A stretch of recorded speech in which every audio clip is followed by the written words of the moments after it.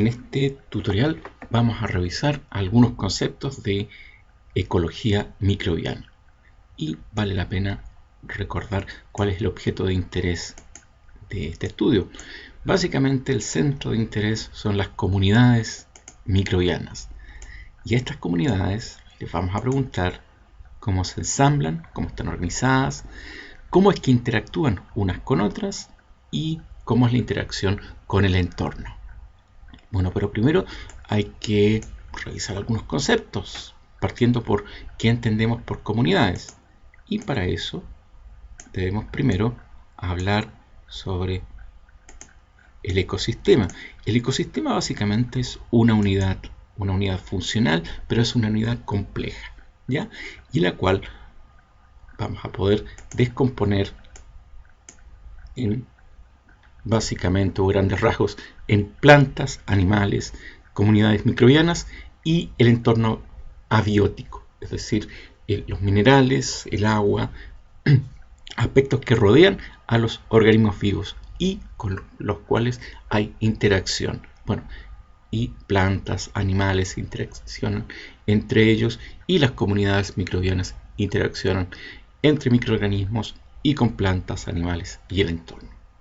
Ahora, el ecosistema es una unidad compleja, por lo tanto puede contener varios hábitats, es decir, podemos distinguir subunidades, ambientes en los cuales vamos a ver, son como diferentes escenarios en los cuales se van a establecer estos organismos. Ahora, cuando hacemos estos estudios, nosotros nos preguntamos cómo es la diversidad microbiana. Y esa diversidad microbiana la podemos caracterizar e incluso la podemos medir. Pero primero vamos a ver cómo es que podemos organizar a los microorganismos. Cuando hablamos de población microbiana, estamos hablando de organismos de la misma especie. Microorganismos que pertenecen a una misma especie, habitan en el mismo lugar, es decir, están en el mismo hábitat y por el hecho de ser de una sola especie, se sospecha de que descienden de un mismo microorganismo original. Diferente es el concepto de comunidad microbiana. Es más complejo, porque estamos hablando de especies microbianas diversas que comparten un mismo hábitat. Ahora, queda claro que en un hábitat pueden haber muchos organismos distintos. Diferente es el concepto ahora de gremio. Gremio son microorganismos de diferentes especies que comparten hábitat, recursos y, de alguna forma, el metabolismo de estos recursos es un carácter que los unifica. Los hábitats, importante aclarar que el hábitat de un gremio básicamente es el nicho, la función que está ocupando. Interactúan estos gremios microbianos con macroorganismos y con el entorno abiótico. Definen el comportamiento de los ecosistemas. Los gremios microbianos, bueno, son básicamente una función, qué sé yo, la función de captura de CO2, la función de utilización o reducción del azufre, etc. Son diferentes funciones que definen a un gremio.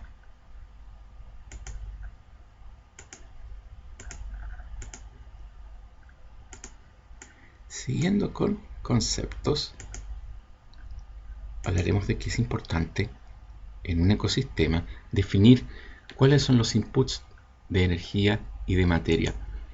La energía, bueno, se puede obtener a partir de la luz solar o de fuentes químicas y de procesos, y bueno, eso va a definir ciclos biogeoquímicos.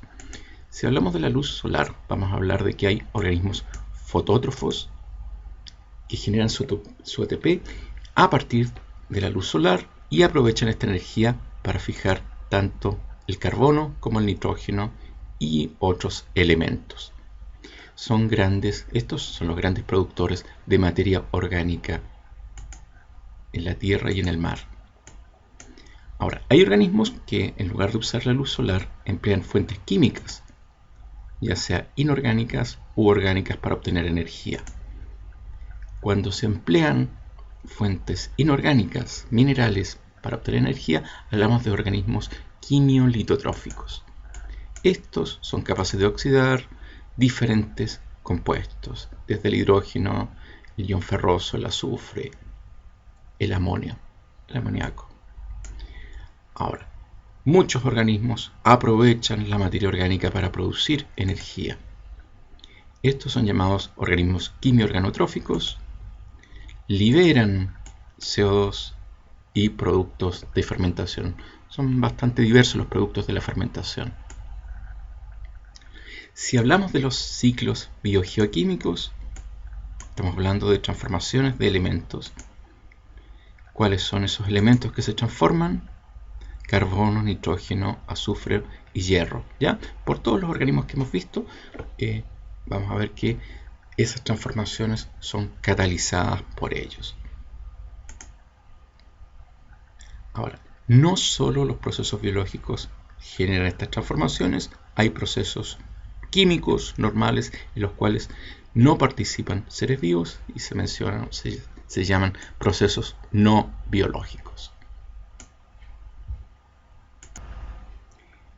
Siguiendo con la enumeración de estos conceptos, vamos a hablar sobre el entorno de los microorganismos, el ambiente microbiano, ¿ya? Y para eso es importante hacer la observación de que para un organismo que mide unas pocas micras, unos pocos micrómetros, el ambiente es muy distinto al de un macroorganismo, ¿ya? Y así es como debemos hablar de microambientes, ¿ya? Un entorno muy pequeño, de unos pocos milímetros de volumen, milímetros cúbicos, podría ser un volumen enorme para estos microorganismos. Ahora, por lo mismo, por su pequeño tamaño, estos ambientes pueden ser muy cambiantes. Ahora, las condiciones de estos microorganismos o de estos microambientes las podemos clasificar de esta manera. Hay un nicho primario, podríamos llamar Released Niche of Prime Niche. Es el nicho en el cual un determinado tipo de microorganismo, una determinada especie, encuentra las condiciones óptimas para su crecimiento. ¿Ya?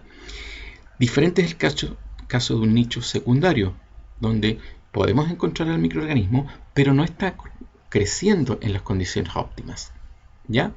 Y nicho fundamental son el conjunto de todos los nichos que puede ocupar este microorganismo, es decir, engloba a nichos secundarios y al nicho primario.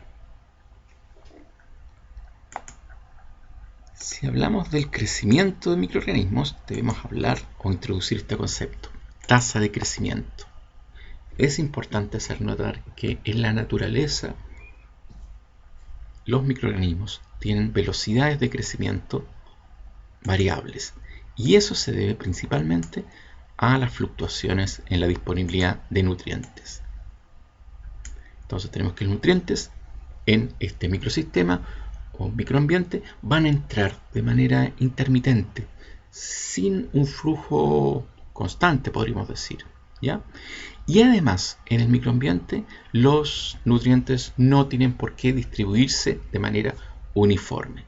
Por lo tanto, desde el punto de vista del microorganismo, van a haber periodos de hambruna y periodos de abundancia.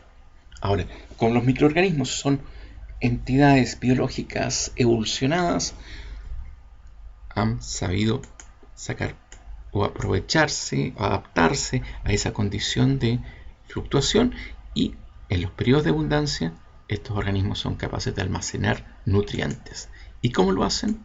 En forma de polímeros. Hay polímeros de almacenamiento que permiten almacenar energía, en este caso fosfato, carbono, etc.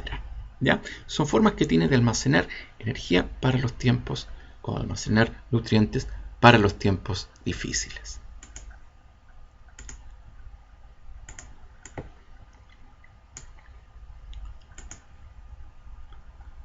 Los microorganismos en el ambiente, entre ellos pueden establecer relaciones de competencia y de cooperación.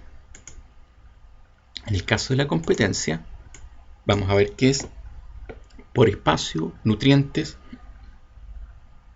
y esa competencia es definida, vamos a ver que hay ganadores y perdedores, y eso es de alguna forma afectado por, la tasa de captura de nutrientes.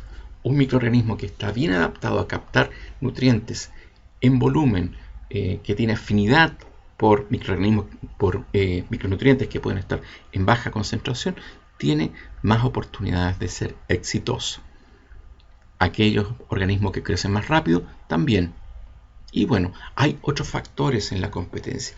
Por ejemplo, hay microorganismos que liberan sustancias que son tóxicas para otros organismos.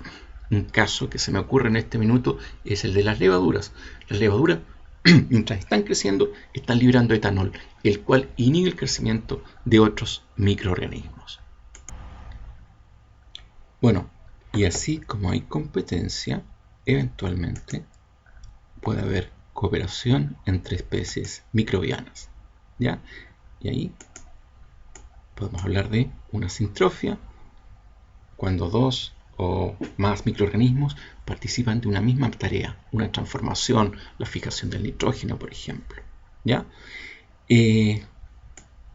Para eso debemos tener microorganismos que tengan metabolismos complementarios. El ciclo anóxico del carbono es un ejemplo también de sintrofia. Sigamos con la revisión de conceptos. Hábitats. Podemos hablar de superficies. Prácticamente cualquier superficie puede ser colonizada. ¿Qué beneficios tienen para un microorganismo? Bueno, el estar adherido a una superficie le da un mejor acceso a los nutrientes. Los flujos de nutrientes sobre las superficies ocurren mejor, ¿ya? Y muchas veces la misma superficie es fuente de nutrientes.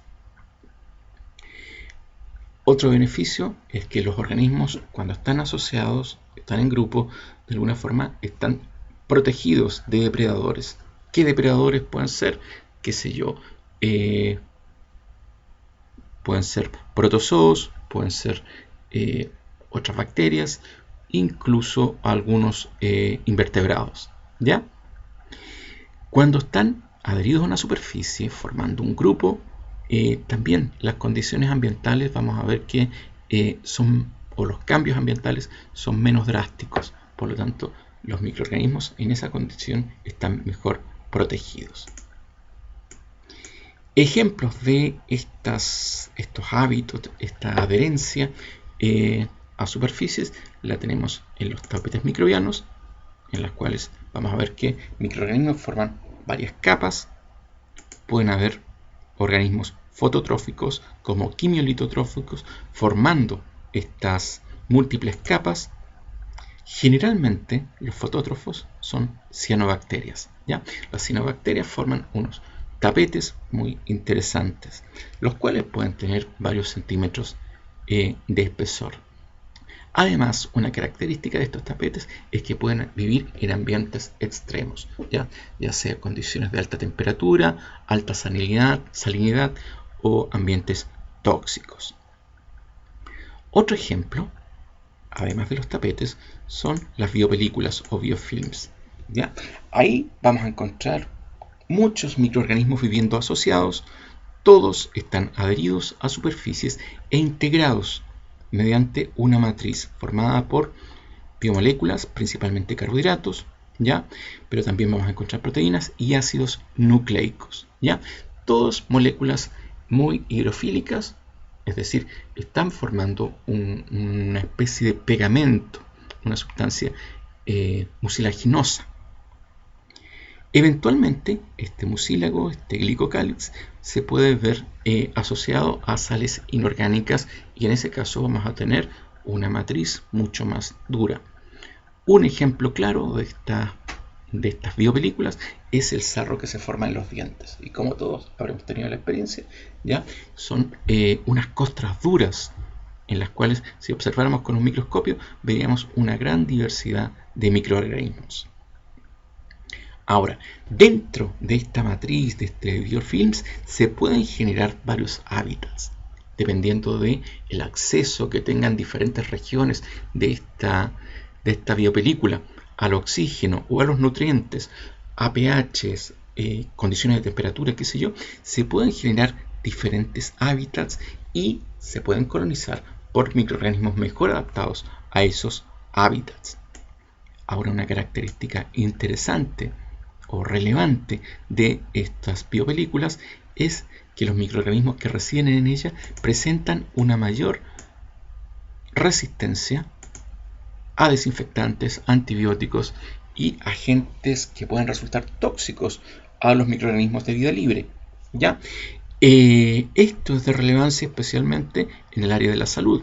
Vamos a ver que en los hospitales, una de las formas en las cuales persisten muchas bacterias patógenas en el ambiente, bacterias y hongos patógenos, es mediante la formación de estas biopelículas. Las razones para esta mayor resistencia es que los microorganismos que forman la biopelícula generalmente están con un metabolismo más bajo, por lo tanto los hacen menos susceptibles a sustancias tóxicas. Segundo motivo, al interior de una biopelícula, las sustancias difunden más lentamente. Por lo tanto, los agentes tóxicos van a tener más dificultad para alcanzar la concentración efectiva. Y, por último, se ha visto que los microorganismos al interior de biopelículas están expresando genes de resistencia, ¿ya? La expresión de la bacteria o de los genes bacterianos se ve alterada cuando está formando parte de esta organización que es la biopelícula. En relación a la formación, diremos que para la formación de biopelículas bacterianas participan diferentes estructuras, entre las cuales debemos destacar el flagelo, las fimbrias, los pilus y varias proteínas de la superficie. Aparentemente, hasta donde se sabe, la bacteria es capaz de censar la superficie y mediante un segundo mensajero propio de las células procariontes, que es el diguanosil monofosfato cíclico, el cDGMP, ¿ya? Es capaz de actuar sobre mecanismos propios que regulan la expresión de varios genes, como les decía, actuando como un segundo mensajero y actuando sobre los riboswitch.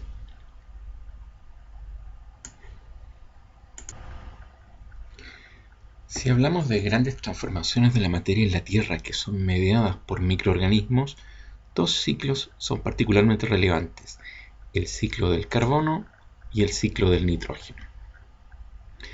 El ciclo del carbono, o diremos que las formas habituales en las cuales podemos encontrar el carbono en la Tierra, en la biosfera, es la forma de dióxido de carbono y de metano. Ahora, no son las únicas formas en que se encuentra el carbono. Digamos que en la corteza terrestre, en forma de carbonatos, es donde encontramos la mayor cantidad de carbono secuestrado, en forma de rocas, en forma de tierra. Pero aquel carbono que es disponible para los organismos lo encontramos de estas dos formas, ¿ya? Y es principalmente de esa forma como metano y como dióxido de carbono que lo encontramos en la atmósfera. El CO2 también lo vamos a encontrar disuelto en el agua del mar, en las aguas continentales, en los sedimentos. El humus principalmente está formado por una reserva abundante de carbono. De hecho, si lo comparamos con la biomasa, es decir, el carbono presente en los organismos vivos, vamos a ver que el humus contiene más carbono que el que está presente en los organismos en la vida, los organismos vivos. En relación a la captación, diremos que la principal forma de captación, de transformación del carbono desde CO2 a materia orgánica es la fotosíntesis, ¿ya? Así que, y de hecho podremos hablar de flujos de CO2. Hay una producción y una captación de CO2. La producción de CO2 es básicamente la respiración, y la respiración puede ser tanto aeróbica como anaeróbica. La aeróbica es la que produce el CO2. La anaeróbica produce principalmente metano, y este metano, que es un gas insoluble en el agua, difunde a la atmósfera y ahí es oxidado a CO2. Diremos que a altas presiones y baja temperatura, parte de este metano se transforma en hidratos de metano. De hecho, hay grandes reservas de este potencial combustible en los sedimentos marinos. El metano en condiciones anaeróbicas también puede ser transformado a CO2. Hay un proceso de oxidación con reducción. Bueno, este proceso es asociado a microorganismos y también está asociado a la reducción de sulfato, nitrato, oxidación del hierro y del manganeso.